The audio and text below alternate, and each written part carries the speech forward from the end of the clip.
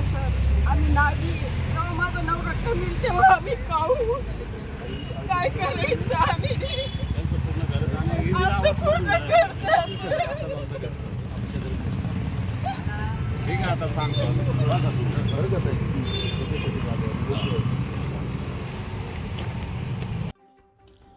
नाशिक महानगर प्रदेश विकास प्राधिकरणतर्फे बेलगाव ढगा ते त्र्यंबकेश्वर रोड परिसरातील शेतकरी आणि रहिवाशांना अचानक आलेल्या नोटिसांमुळे परिसरात तीव्र संतापाची लाट उसळली आहे. रस्त्यापासून लांब अंतरावर असलेल्या कच्च्या आणि पक्क्या बांधकामांना अनधिकृत ठरवत पाठवण्यात आलेल्या नोटिसांमुळे शेतकरी, व्यावसायिक आणि स्थानिक रहिवाशांमध्ये भीतीचं वातावरण निर्माण झालं आहे. या कारवाई विरोधात शेतकरी आणि त्यांच्या कुटुंबियांनी नाशिक महानगर प्रदेश विकास प्राधिकरण कार्यालयासमोर ठिय्या मांडत आमरण उपोषण सुरू केलेलं आहे. तसेच उपोषणकर्त्या महिलांनी सांगितलं आहे की आमचा विकासाला कोणताही विरोध नाही. महानगरपालिका क्षेत्रात एक नियम तसेच आमच्याकडे दुसरा नियम आम्हाला मान्य नसून उपोषणादरम्यान संतप्त महिलांनी प्रशासनावर तीव्र शब्दात हल्लाबोल केला आहे.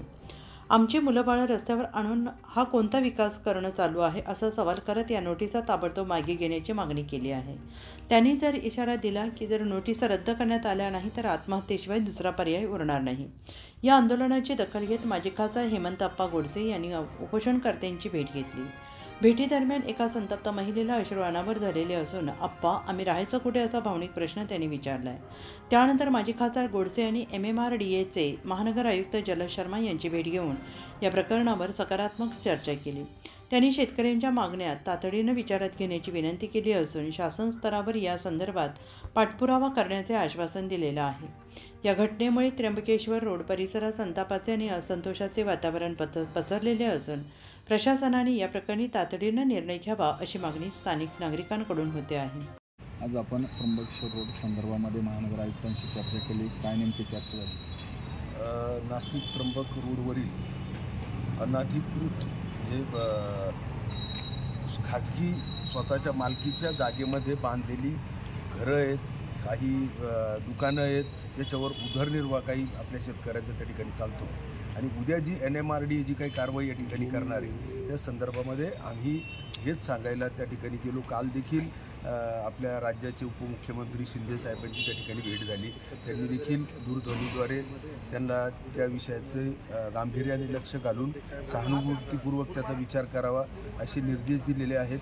मला असं वाटतं का निश्चितच जे काही त्र्यंबक रोडवरची घरं आहेत तर हे घरं कुठल्याही सरकारी जमिनीवरचे नाही, कुठल्याही रस्त्यावरचे अनधिकृत नाही. आणि म्हणून आम्ही त्यांना सांगितलं का NMRDA आता 2017 नंतर खऱ्या अर्थानं NMRDAचं काम सुरू झालं. त्या अगोदर टाऊन प्लॅनिंग होती, ती आपल्या कुठल्याही शेतकरी हा अज्ञान असल्या कारणानं त्यांनी कधीही टाऊन प्लॅनिंगकडे कुठला बांधकाम नकाशा त्या ठिकाणी मंजूर केलेला नाही. आपल्या शेतामध्ये घर बांधायचं आणि खाली दोन गाळे काढायचे या उद्देशाने आपल्या शेतकऱ्यांनी त्या ठिकाणी घरं बांधलेली आहेत. आणि म्हणून अशा घरांचा सहानुभूतीपूर्वक विचार करावा. त्याचबरोबर सेंटर ऑफ रोडपासून 100 फुटाचा रोड आहे तर 50 फूट आणि 20 फुटाचं फ्रंट मार्जिन असं 70 फुटावरती बिल्डिंग लाईन येते.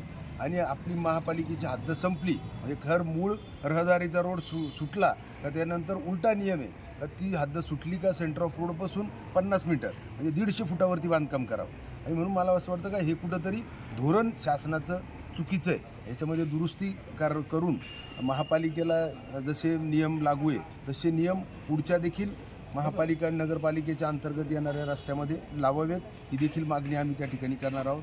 आम्ही आज सर्व शिष्टमंडळ त्या ठिकाणी भेटलं आणि त्यांना विनंती केली का आपल्या सर्व शेतकऱ्यांचे घरं ही त्यांनी त्यांच्या वडीलपार्जित सगळ्यांनी कष्ट करून त्यांच्या घामानी बांधलेली घरं आहेत आणि म्हणून त्याचा सहानुभूतीपूर्वक विचार करावा आणि ते नियमित करण्यासाठी देखील त्या ठिकाणी प्रयत्न करा. आपण या संदर्भामध्ये कोणाची भेट घेणार आहात? कशा प्रकारचा लढा उभारला जाईल येणाऱ्या काळामध्ये? असं वाटतं का हा लढा तसा पाहायला गेला तर हा सर्व जितके पण आज त्र्यंबक रोडवरती जितके बांधकामं आहेत तर सर्वची सर्व माझ्या मते जवळजवळ 90-95% बांधकामं ही शेतकऱ्यांची. म्हणून टाऊन प्लॅनिंग त्यावेळेस लोकांना माहीत नव्हतं, आत्ता NMRDA आलं आणि म्हणून या संदर्भामध्ये चांगला मार्ग जो जेणेकरून एक सहानुभूतीपूर्वक चांगला मार्ग शासनाने म्हणा प्रशासनाने त्या ठिकाणी काढण्याची आवश्यकता आहे. आपण आंदोलक महिलांची भेट घेतली, काय भावना आहेत महिलांच्या? अनेक महिला त्या ठिकाणी बसलेल्या आहेत आणि त्या रडून सांगत आहेत का हे आमच्या वडीलपार्जित घरं या ठिकाणी आमच्या उदरनिर्वाहासाठी आमच्या घरच्यांनी बांधून दिले, त्यावरतीच आमचं घर आहे.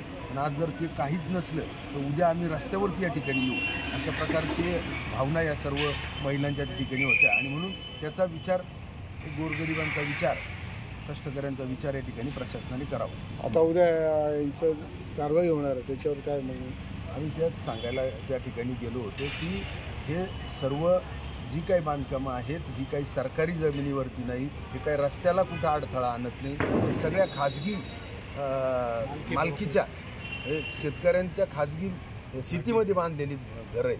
आणि म्हणून यांना नियमित करावं आणि जो नियम महापालिकेसाठी आहे तो पुढं त्या उर्वरित रोडसाठी लावावा नगरपालिकेपर्यंत. पाहिजे सरकार का बरं असा करू राहिलं, शासन का बरं असं करू राहिलं. तुमची काय मागणी? पूर्वीची जमीन आहे आमची, 50 वर्षापासून आम्ही तिला कष्ट करून घरं बांधलेले आणि ते मोडल्याचा काय उपयोग आहे आमचा. आमचे घर बांधले गेले. काय आम्ही पण शेतकरी आहे, मातीचंच घर आहे आमचं, काही बांगला नाही. पण आता तो पाडला तर राहायचं कुठं? पहिला रस्ता गेला तेव्हा काही बोललो नाही. आता आम्हाला काहीच नाही, उभं राहायला जागा नाही, बारीक बारीक पोर आहे. मग काय करायचं? मग आता एवढी शेती द्यायची, रस्ता घ्या ना, अजून एक गाडी जाऊ द्या, तिकून एक गाडी जाऊ द्या, इकून जाऊ द्या, पण डायरेक्ट अर्धा वावरच घ्यायचं. मग काय करायचं? आम्ही काय करायचं? उत्पन्न नाही, काय पाऊस आम्ही तिथं राहतो. 5 पिढ्यांपासून आमचा व्यवसाय धंदा आमचा 5 पिढ्यांपासून आहे. आम्ही काय आजकालचे नाही, आमच्या माझ्या लग्नाच्या अगोदरपासूनचे राहणार आहे आम्ही तिथं. आजे सासरे पंजे सासऱ्यांपासूनची शेती आहे आमची, आणि ती अचानक अशी हिसकावून घ्यायची म्हणल्यावर आम्हाला अन्न पण गोड लागू नाही राहील. लाडक्या बहिणीचे पैसे नकोय आम्हाला.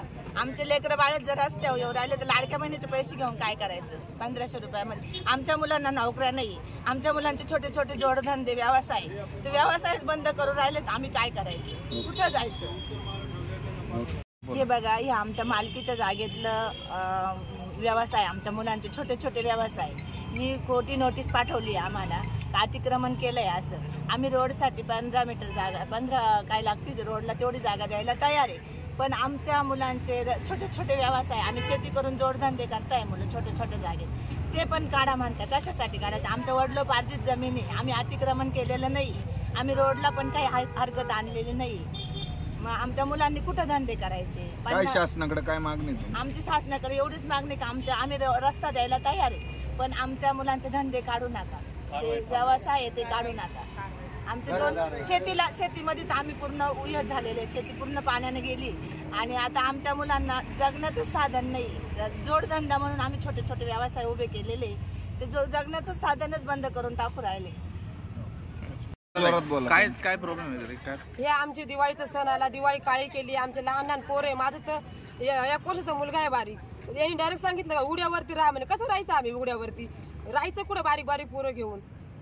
दिवाळी आहे, दिवाळी तोंडावर आली आमची, दिवाळी यांनी काळी केली. असं कसं सरकार येते? असं एकीकडे लाडकी बहीण म्हणतात, एकीकडे असं घर उड्या पाडते का आमचे? ते 1500 नको तुमचे, पण आमचं घर नको जायला. आमचे 40 वर्षापर्यंत पासून आम्ही राहतोय, अजूनपर्यंत असं काही नाहीये. आणि असं डायरेक्ट म्हणते आमची उघड्यावर राहणं, घर खाली करा तुमची. हे कोण आहे 7 दिवसाच्या मुदतीवर आमचे? NMRDAचं म्हणणं काय आहे? ते म्हणतात का 7 दिवसात तुमचं घर खाली करा. ही सोपं आहे का? त्यांना बोलायला सोपं आहे. आता तुमची काय मागणी ताई? आमची काय एवढी खेपट, आमचं घर न गेलं पाहिजे. आमचे राहते घरे, आमचे लहान लहान पोर आहे, नाही ते एकदा आमचे शेती पण गेली नाही पाहिजे आमची. असं नाही करायला पाहिजे शासन. एकीकडे लाडकी बहीण म्हणतात, एकीकडे घर आमचे उद्ध्वस्त करता. ही पटलं का सरकारला? आम्ही आमचे लहान मुलं घेऊन जायचं तरी कुठं? सरकारने आमच्यावर खूप काळीमा फासल्यासारखं केलंय. आम्हाला न्याय मिळालाच पाहिजे. आम्ही उपोषणाला बसलेलो आहोत.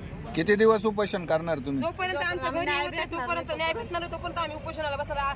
आत्महत्या झालं तरी आम्हाला काही हरकत नाही.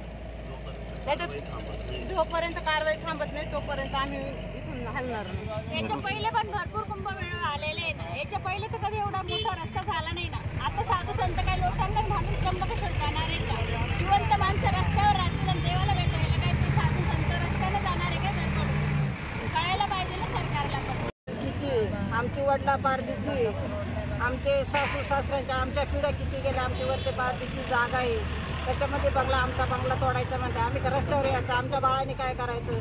माझ्या बाळांचे वडील वारले, 5 वर्ष झाले. ते कोरोनाचा काळ चांगला होता, असा एक काळ आला, काय करायचं आम्ही? आमच्या लेकराबाळाचे आमचे गाळे समोर आमचे गाळे सुद्धा तुटत आहे. आम्ही रस्त्यापासून किती लांब आहे.